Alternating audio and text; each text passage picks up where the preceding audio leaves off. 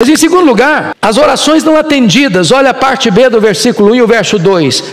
Porque se acham longe de minha salvação as palavras de meu bramido, Deus meu, clamo de dia e não me respondes, também de noite, porém não tenho sossego. Você se lembra da oração do Getsêmani? Pai, se possível, passe de mim este cálice sem que eu beba. E diz Hebreus 5,7 que esta oração foi feita com forte clamor e lágrimas. E Lucas vai dizer que ela foi não só com forte clamor e lágrimas, mas com forte clamor e lágrimas e sangue. E o cálice não foi removido dele. E ele sorveu cada gota deste cálice, amargo. Em outras palavras, o juízo que devia cair sobre você, caiu sobre o Filho de Deus. A condenação que viria sobre nós, foi lançada sobre ele. Ele morreu pelos nossos pecados, segundo as Escrituras. O Pai não ouviu e o desamparou, porque se o Pai tivesse amparado o seu Filho, você e eu estaríamos desamparados eternamente. Em terceiro lugar, as orações dos pais foram atendidas, versos 3-5. Contudo, tu és santo,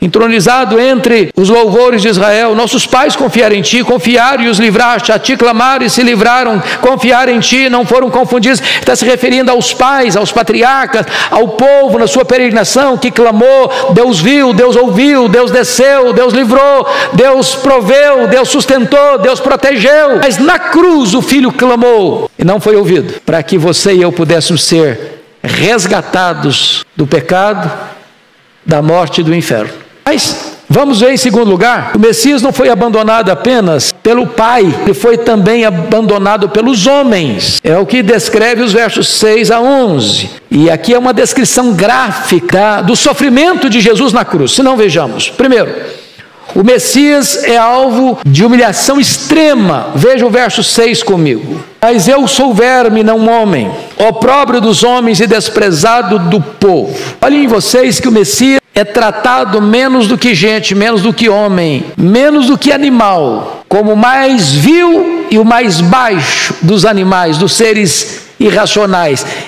como verme. Ele desceu, diz a Escritura, que ele, sendo Deus, não julgou como usurpação o ser igual a Deus, antes a si mesmo se esvaziou, assumindo a forma de servo, e se humilhou até a morte e morte de cruz. Em outras palavras, ele desceu às profundezas, ao nadir, às camadas abissais. Não tinha como descer mais. E na linguagem profética de Davi, ele foi tratado como um verme, como um homem.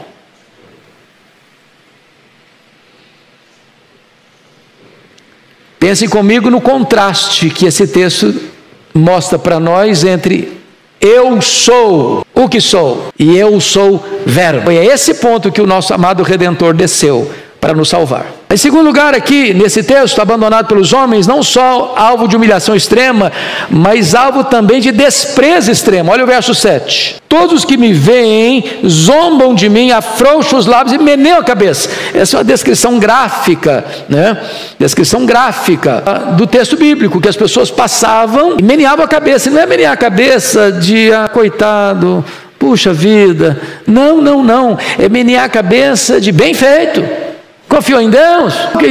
O que deu? É de zombaria, é de escárnio, é opróbrio em grau superlativo. Mas em terceiro lugar, o Messias é alvo ainda de uma zombaria absurda no verso 8.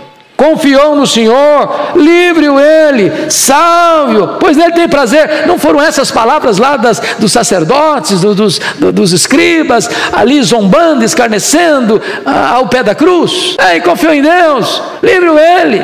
Se ele fosse de Deus mesmo, Deus o livraria. É uma descrição literal, profética, escrita 1000 anos antes da cruz, do cenário que aconteceu ao pé da cruz, de todo o escárnio que ele recebeu. Mas ainda, apesar desse sofrimento todo, dessa humilhação toda, dessa zombaria toda, desse vilipêndio todo, nos versos 9-11, o Messias reafirma a sua firmeza inabalável, apesar das circunstâncias dolorosas. Olha aí o versos 9-11 comigo. Contudo, veja você que contudo é uma espécie aqui de... Não é uma espécie, não, é uma conjunção adversativa aqui que mostra o contraste. Contudo, tu és quem me fez nascer e me preservaste, estando eu ainda ao seio de minha mãe, a ti me entreguei desde o meu nascimento, desde o ventre de minha mãe. Tu és o meu Deus. Tu não te distancies de mim, porque a tribulação está próxima e não há quem me acuda. Então, veja você que, numa cena muito linda da Escritura, essa é outra coisa importante entender no relato bíblico. Jesus não foi uma vítima, irmãos. Tem muita gente que tem, coitadinho de Jesus, né? Os quadros, às vezes, que se pintam, de um Jesus sofrido, de um Jesus esquálido, de um Jesus caquético, ou de um Jesus fraco, de um Jesus impotente, fracassado, derrotado. Não é essa a visão bíblica. Jesus foi à cruz por duas razões. Ele não foi à cruz porque Judas o traiu por ganância, ele não foi à cruz porque Pedro negou por covardia, ele não foi à cruz porque o Sinédrio o sentenciou por blasfêmia e conspiração contra César por inveja, ele não foi à cruz porque Pilatos o sentenciou à pena de morte por conveniência, não foi à cruz porque os soldados o pregaram naquele lenho com crueldade. Ele foi à cruz porque o Pai o entregou por amor. Aquele que não poupou o seu próprio filho, mas por todos nós o entregou. Deus prova o seu próprio amor para conosco pelo fato de ter Cristo morrido por nós, sendo nós ainda pecadores. Mas em segundo lugar, ele foi para a cruz porque ele voluntariamente se entregou. Aliás, isso foi um plano traçado lá na eternidade, antes da criação do mundo. Não foi um plano B porque o plano A fracassou. Deus não usa rascunho nos seus planos. Está escrito lá em Apocalipse 13:8 que o Cordeiro foi morto desde a fundação do mundo. É que Deus foi pego de surpresa com o pecado de Adão e Eva no Éden.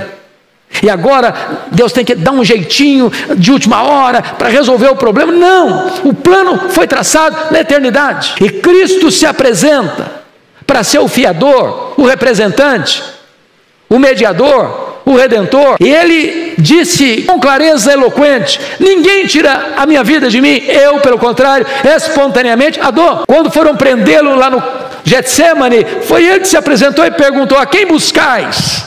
A Jesus o Nazareno? Pois sou eu.